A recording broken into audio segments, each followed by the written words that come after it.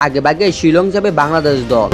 ভারতের বিপক্ষে Asian cup বাছাইয়ের তৃতীয় রাউন্ডের ম্যাচের জন্য প্রস্তুতি নিচ্ছে বাংলাদেশ জাতীয় ফুটবল দল। মেঘালয়ের রাজধানী শিলংয়ে 25শে মার্চ অনুষ্ঠিতব্য গুরুত্বপূর্ণ এই ম্যাচকে সামনে রেখে প্রস্তুতির জন্য নির্ধারিত পরিকল্পনা তৈরি করেছেন তাবিথ আউয়ালের নেতৃত্বাধীন ন্যাশনাল টিমস কমিটি। প্রাথমিকভাবে ঢাকায় এবং সৌদি আরবে 2 ধাপের প্রস্তুতি নেওয়ার সিদ্ধান্ত হয়েছে। সোমবার অনুষ্ঠিত কমিটির ভার্চুয়াল মিটিংয়ের প্রস্তুতি নিয়ে বেশ কয়েকটি সিদ্ধান্ত গৃহীত হয়েছে। এর মধ্যে অন্যতম হল প্রিমিয়ার লিগের 10ম রাউন্ডের খেলা শেষ হওয়ার পর 28শে ফেব্রুয়ারি থেকে ঢাকায় ক্যাম্প শুরু করবেন জাতীয় দলের কোচ হাবিয়ের কাবরেরা। এই ক্যাম্প চলবে 5 দিন।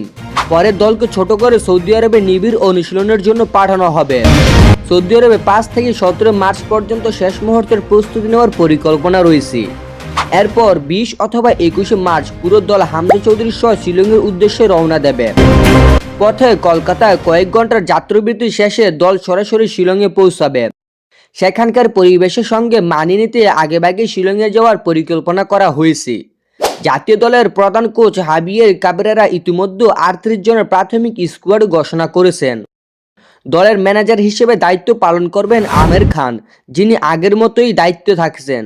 এদিকে প্রস্তুতি আরও ফলপ্রসূ করতে সৌদি আরবে ক্যাম্প চলাকালীন একটি প্রস্তুতি ম্যাচ খেলার প্রয়োজনীয়তা দেখেছেন সংশ্লিষ্ট অনেকে। তবে এই বিষয়ে এখনও কোনো নির্দিষ্ট সিদ্ধান্ত হয়নি।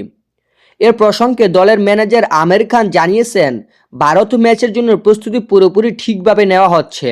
তবে প্রস্তুতি ম্যাচের বিষয়টি সবাই চূড়ান্ত হয়নি। তবে দল ম্যাচ খেলবেই এবং সেই বিষয়ে পরে জানানো হবে। আগামী 25শে মার্চ শিলংয়ে অনুষ্ঠিতব্য ভারতের বিপক্ষে এই ম্যাচের মাধ্যমে এশিয়ান কাপ বাছাই গুরুত্বপূর্ণ অধ্যায় শুরু করতে প্রস্তুত হচ্ছে বাংলাদেশ জাতীয় দল।